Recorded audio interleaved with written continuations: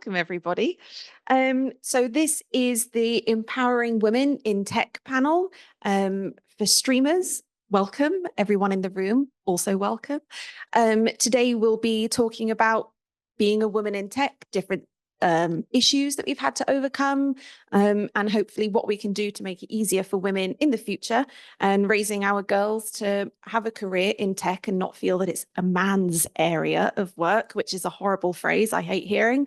I'm joined by some women here in the industry as well. So I'd like to ask everyone to introduce themselves, and then we can start talking about some issues. I don't know if you want to. Hello. Yes, I'm Florence Sebastian. I'm Managing Director in FSE Consulting. I'm a business provider and I help companies to find synergies, and I'm based out of Paris. Thank you. First of all, I would like to say that I'm very proud to be here with these amazing ladies, with the professionals of our sector. That's incredible. My name is Alexandra. I'm from Biox and I'm working as an operations director. So particularly I'm responsible for sales and operation processes at our company. So for Biox, I'm 12 years and it's not my first GCCM event actually. But that's my first time when I'm speaking at this event. So I'm a little bit excited and I'm looking forward for great opportunities, solutions and discussions today. Thank you very much. Hello, I'm Antoinette Junaid, but people call me Tony. So I'm working at Jurisco a couple months ago. So before I was in the telecom vertical and I recently switched to more tech and AI. I'm heading the business development and sales arm, and I'm mostly handling the MENA region. Hi, I'm Miriam Hart. I'm working in the business development team at T-Wholesale, so the international wholesale division of Deutsche Telekom. And I'm currently driving topics like our strategic program on digital communications and our product roadmap.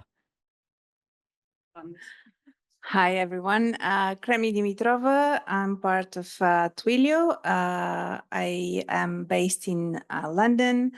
And I'm part of the business development team handling carrier relations and trading within Twilio. And I'm really happy to be here with all of you and share some wisdom and thoughts and hopefully some jokes.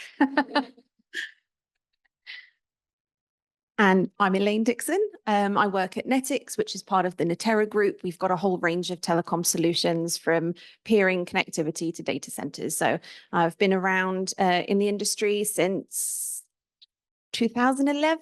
I got in by accident, which I think is the route a lot of people have kind of taken into telecoms, no disrespect. But it's been eye-opening. And I've really enjoyed it because I'm still here. So there we go. So I'll head into the first question, which I would like to look at innovation. So I'm saying the tech industry thrives on innovation, but because of this, we need diversity, I think. And I think quite a few people agree as well. So do you have any examples about how diversity has boosted productivity in your company, or how things have changed, evolved, got stronger, better?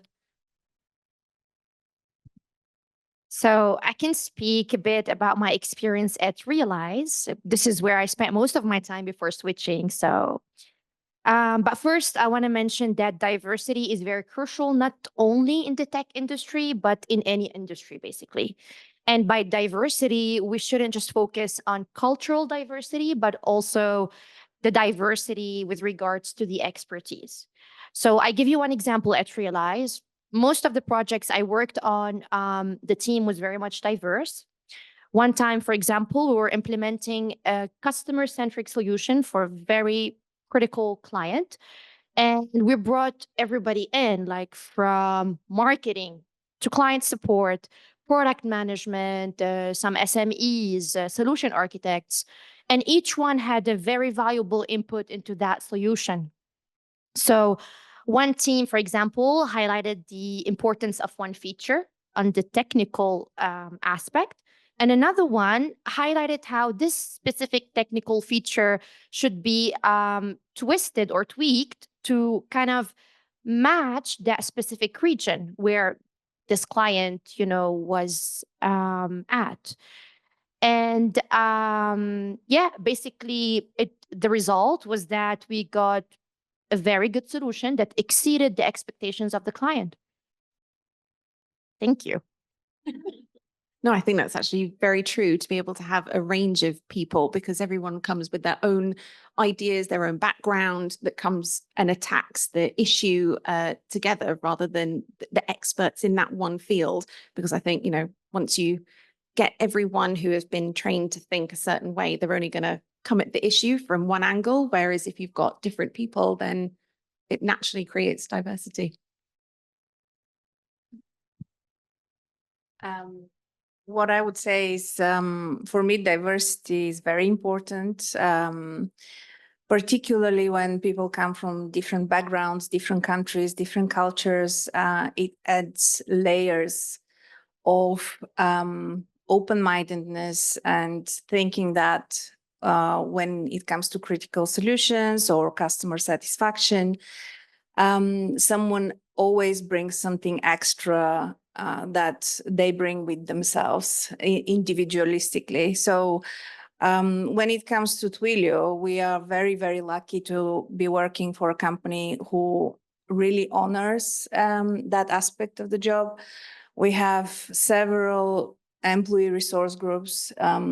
The women one is the biggest one. I'm so happy to share that. But we do have specific groups for different regions, for different particular lines of beliefs.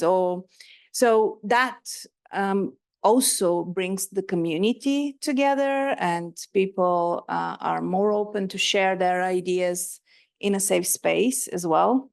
When you have that kind of reassurance from the company that no matter who you are, how you identify yourself, and what you're there for, you are always welcome to express yourself in the most authentic way. So that is very much the way to encourage people to bring the best out of themselves, I think.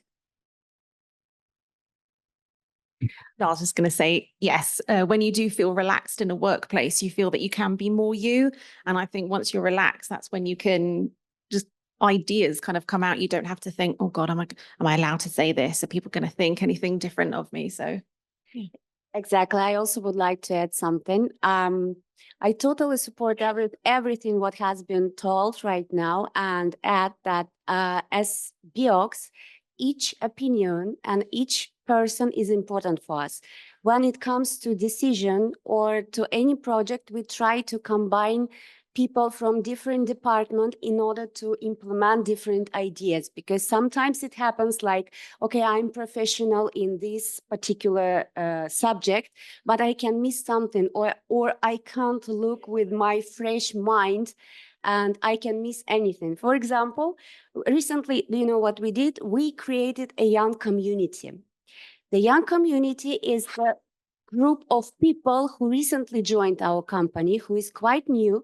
So sometimes people who is new at the company, they may feel themselves uncomfortable, like, come on, I don't have the right of voice. I mean, yeah, it should be better, but who care?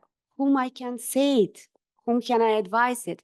So this young community, by the way, will be changed based on the, I think, 3 or 4 months.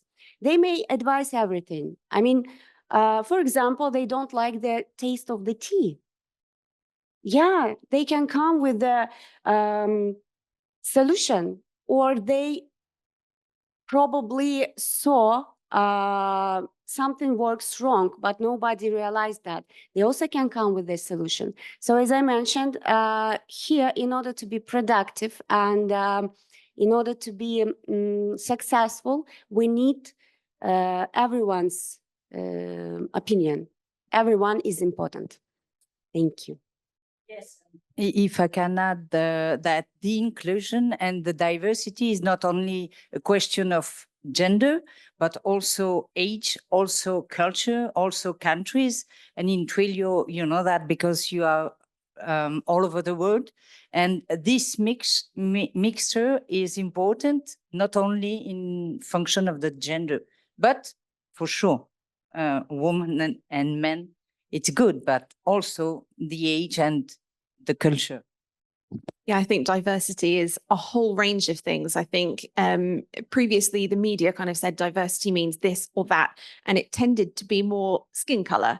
But I think it's kind of changed, and I think it's varied a lot. And you saying young people, we've got this incredible young lady in our marketing team, Izzy.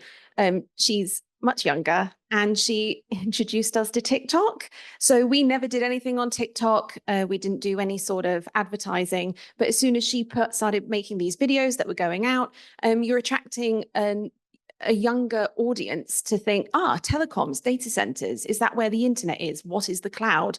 And I think it inspires younger people to see that there's more out there than the traditional jobs that you kind of see, in like the career cards when you're younger, like baker, nurse, pilot, that kind of thing. So yeah, I think diversity, young people, old people, all people. And really innovation is much better when it comes from diversity and inclusion. Yeah, exactly. Right.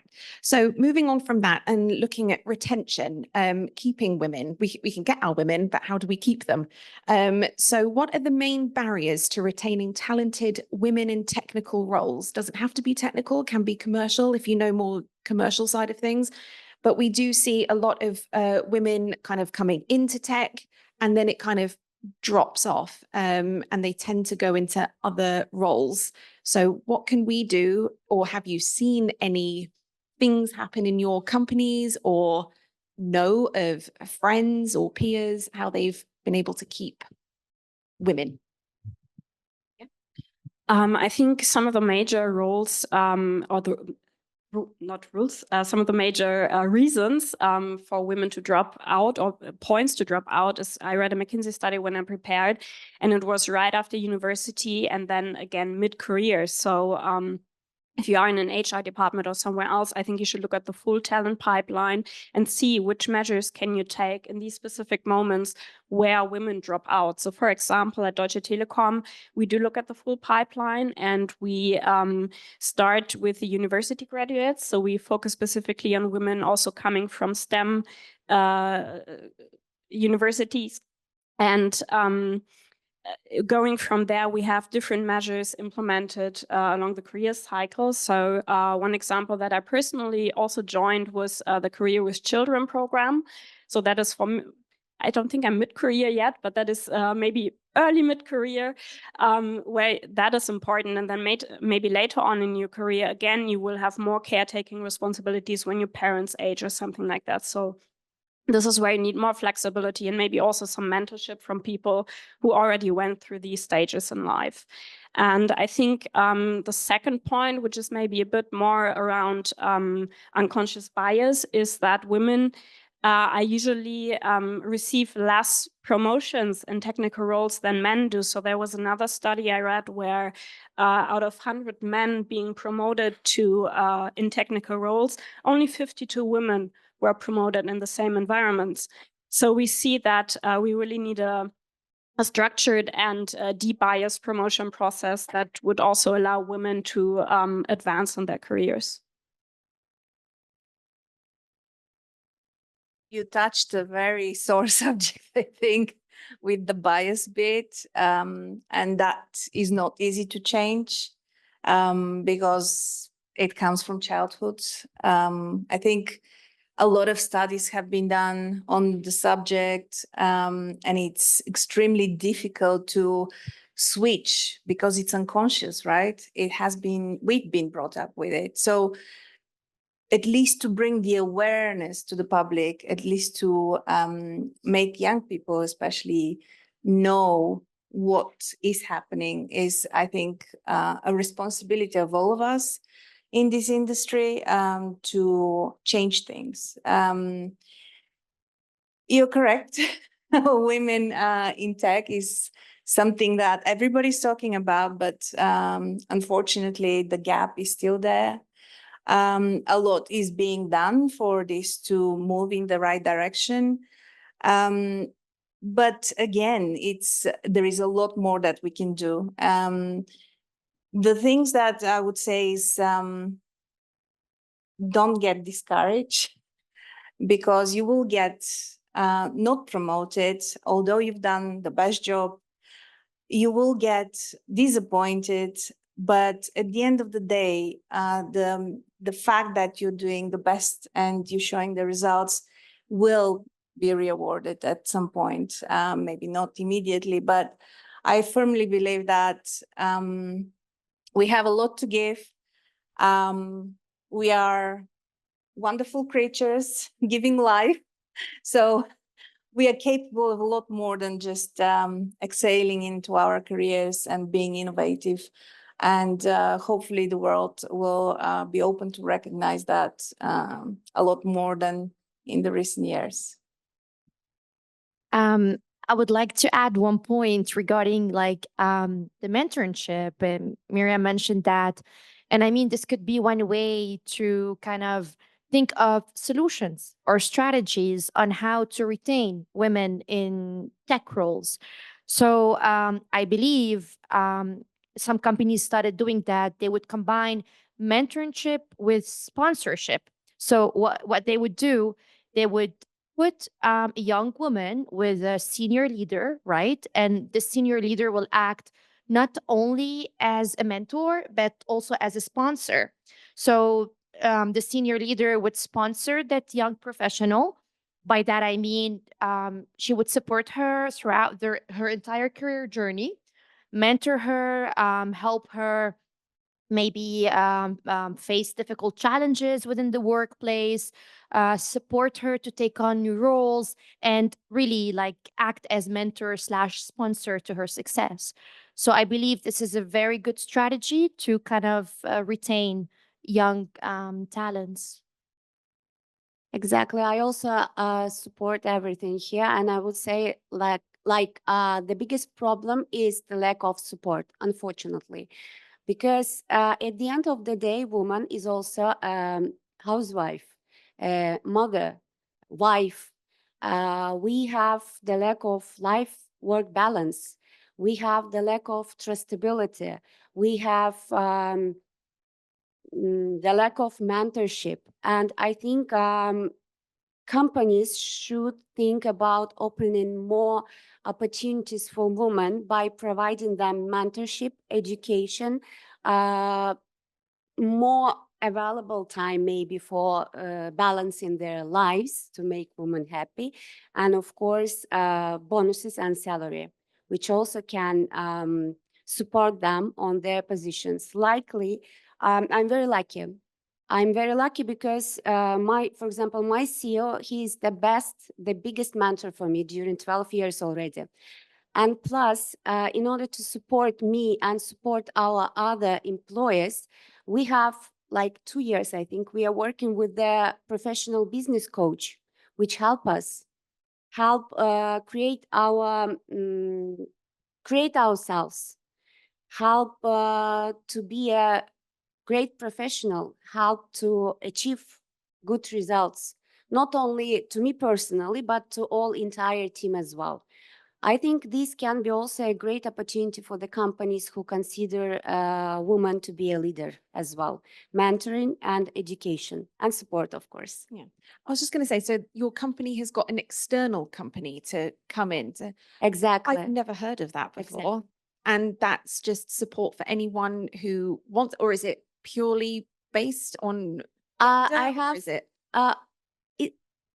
Our company coach support everyone at the team. So he has separate lessons, let's say, for sales department, for technical department, for business development department. And we have separate sessions for C members, for managers as well. So it's a little bit complicated, but it covers everything.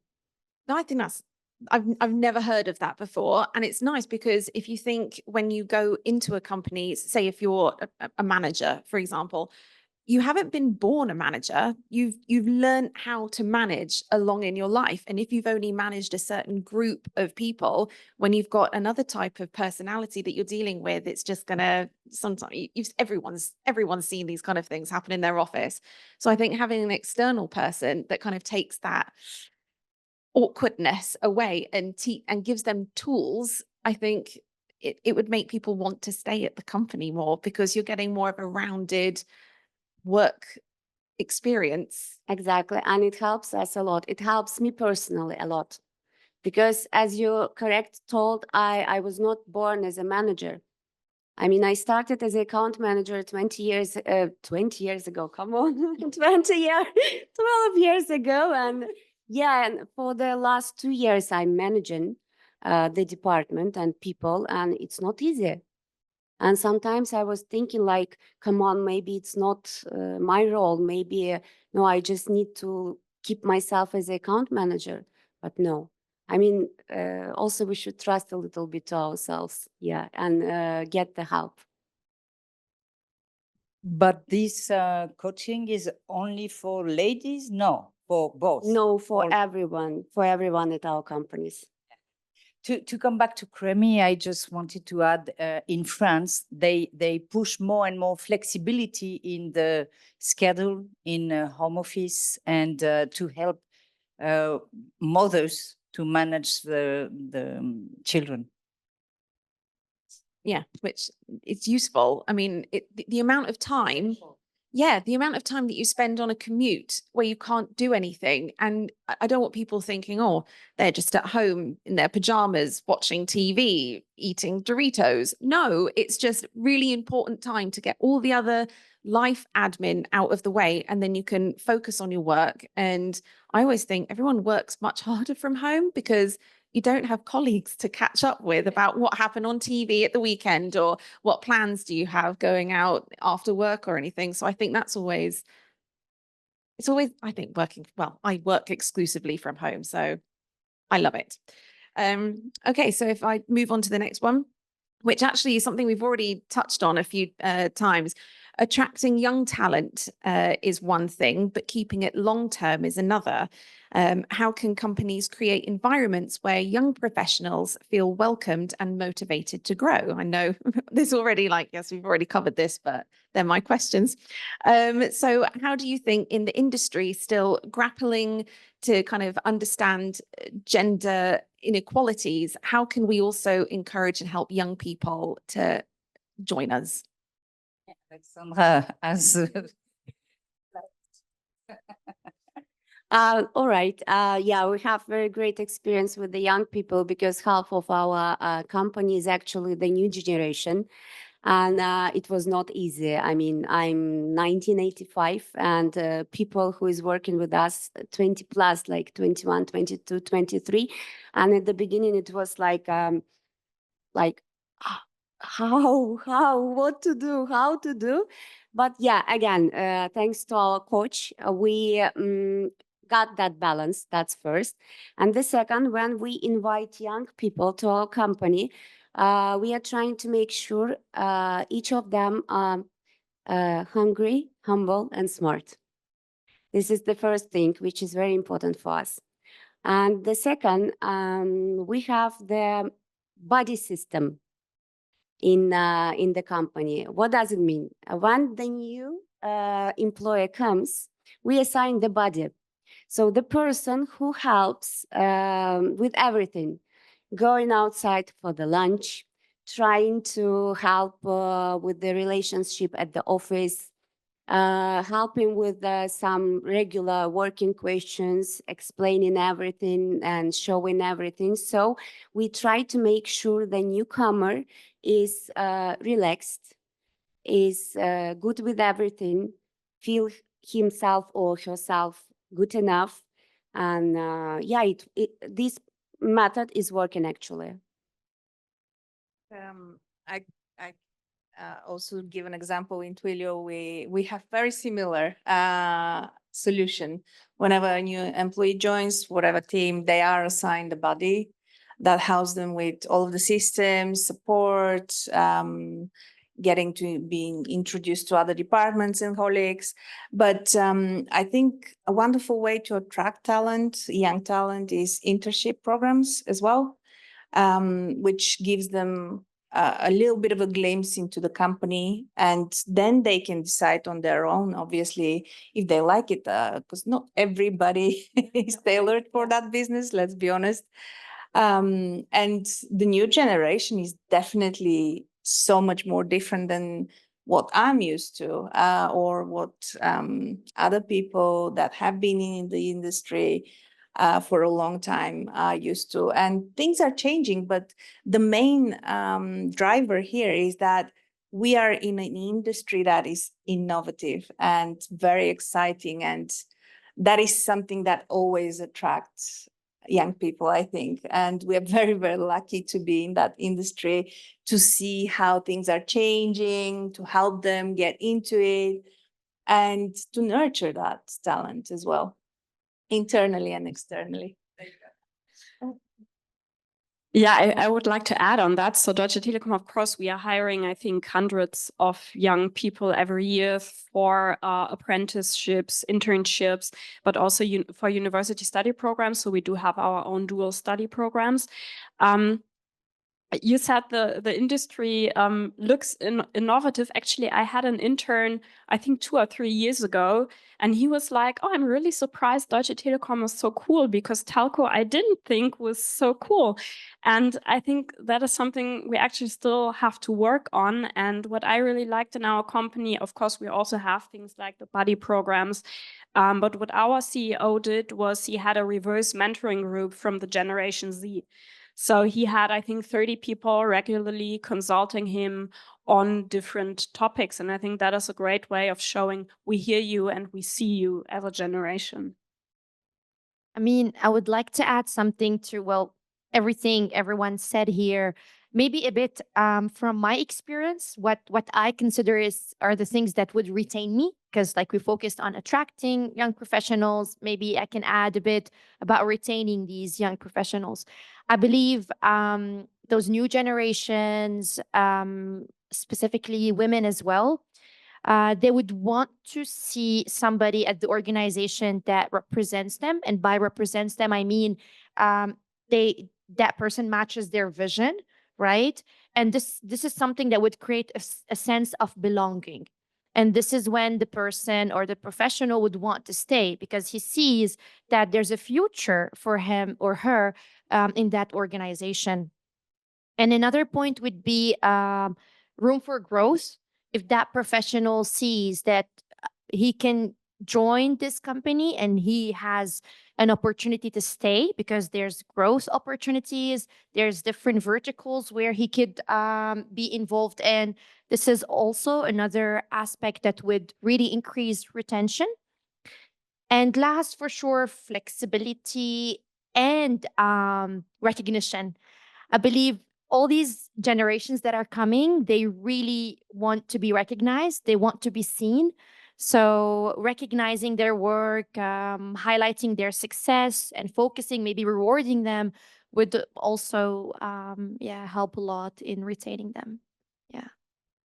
I'm sorry. It's so funny because before, when I entered on the market, we were fighting to be recognized by our management, and we were trying to do our best. And now the young people require so much, and they give the law to follow, and the company has to do the best to retain them. But before, we were fighting to stay in the company. And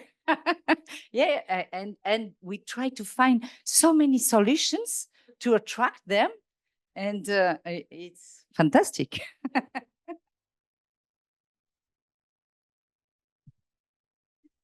No, I was just going to say that is exactly true. I remember when I first started, it was like you wanted to be the first one in the queue. Like I was here first. I came into the office first. I did this and I've written this already without any prompting. Aren't I fantastic? And now they just have this, like the younger generation, like this, nonchalance about them. And part of me hates it, but the other part of me really respects it, how they can just put themselves first and put what they want to achieve and their mental health and everything first, rather than staying up all night, taking furious amounts of notes, getting up first thing in the morning to be able to get into the office. So generations, though, I think everything changes and you can see everything as you go along. So that also keeps us on, us learning as well, right? There is another way to achieve things, not always what we think is the right way. And also, I think young people keeps you younger, especially if you have small children, but that's another topic. But yeah, I think getting young women interested in this industry, the tech, telecoms, or AI, is something that we really need to encourage and nurture. And sometimes they just need that 1 month working with the company or come to a conference. It's simple things like that that will give them exposure to us and share ideas and potential career path. Yeah, I think coming to events, getting your name out there, meeting people, I think is always a fantastic thing. And again, I know we've kind of already covered this topic a little bit with everything that we've already discussed, but my other question was, despite the progress, the number of women in leadership roles remains disproportionately low.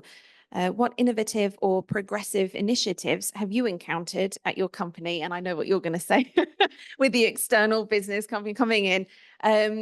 But have you encountered anything else? I know we've already touched upon it, but is there anything? I think one topic we haven't discussed yet is a little bit a data-driven approach. So our CHRO really took on a data-driven approach. She is also releasing an HR fact book yearly, and there you can track how the development of women in leadership positions is. So we have a concrete quota that we want to reach until this year. So I'm very curious for the latest figures, which is 30% of women. And that actually, when I was still working in HR, enabled us to tailor each measure that we were taking to the goals that we were having. So that was actually very nice. And some of the more innovative approaches, or the ones that would attract me as a woman, for example, is like a tandem leadership position. So you share your leadership position with somebody else who is also part-time. And I think I already mentioned the Career with Children program. It was also an external company promoting diversity in leadership at Deutsche Telekom, running a 20-month-long program with coaching, mentorship, peer groups, trainings. So you have a lot of different opportunities to promote women in these roles. Yeah. You're the best example for leadership. Oh, come on, you made me shy. Fantastic. Well, yeah, I have nothing to add because I already mentioned like mentoring, support, life-work balance, enough salary, not enough. I forgot this word in English, whatever. Truly payment and bonuses. These all things will help women to achieve good results. Lorenz, look. But no, sorry, yeah, leadership is sometimes women doubt of themselves. They put limits, and sometimes they are the lonely actor of the limit of a career. And if they believe in, for the young generation, we need to tell them to believe in themselves, to try to dare and to take risks, because they can be recognized. I believe one point also we can discuss, it's about the balance. I know we already mentioned about like work-life balance, but a lot of women, even myself, I sometimes think, okay, if I want to continue within this career journey and my career path, and within these senior roles and leadership roles, do I have to give up on maybe having kids? And I mean, this is unfortunate because ideally many women like myself would want to have best of both worlds, like have a family, give enough time to their family, have kids, but also without the need of giving up on their career. And I'm a very career-oriented person. So I believe organization could start, supporting women more within these aspects, more work from home, as we already mentioned, maybe more parental leaves, in some countries, they give you up to 6 months of paid leave whenever you give birth, or 1 year.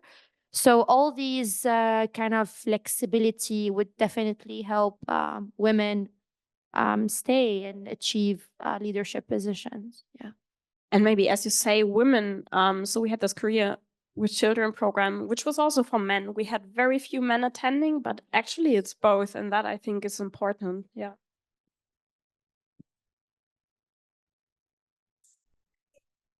In some of the biggest tech companies, the percentage, would vary. But what I would love to see is, why don't you encourage that anyway? Why do we have to have that percentage in the quota anyway? If we don't have it, what would happen? I think these are the more important questions that people would have to ask themselves, because very often, if that is not pushed into the HR, what will happen then? How things will change? Do we have to push for it? No, we don't. It should happen naturally, but unfortunately, it goes back to bias, right?